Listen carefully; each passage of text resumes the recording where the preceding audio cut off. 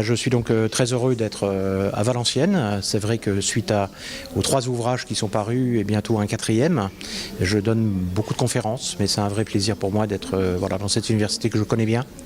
Et mon université d'ailleurs travaille très bien avec l'université de Valenciennes.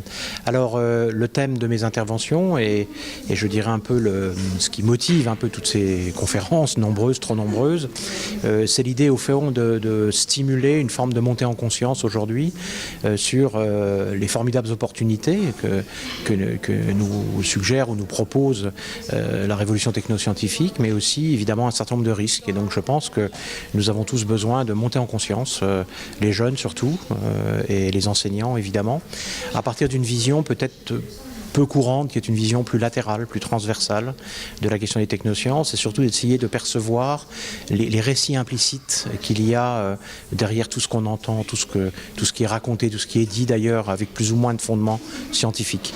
Voilà, donc c'est un travail pluridisciplinaire important qu'on mène avec toute une équipe depuis maintenant 4 années. Et voilà, c'est moi qui ai la plume, donc c'est moi qui tiens la plume de ces 3 ouvrages. Il y a un certain nombre de chercheurs en théologie, en philosophie, en économie, qui interviennent aussi dans les ouvrages en contrepoint. Et donc tout ça participe d'une mise en débat des questions éthiques qui se posent. Et le 4e ouvrage, qui va paraître à la fin de cette année civile, qui s'appelle donc l'indispensable alliance éthique. En fait, le titre exact, c'est La tentation d'Eugénie. Voilà, c'est un titre un peu métaphorique.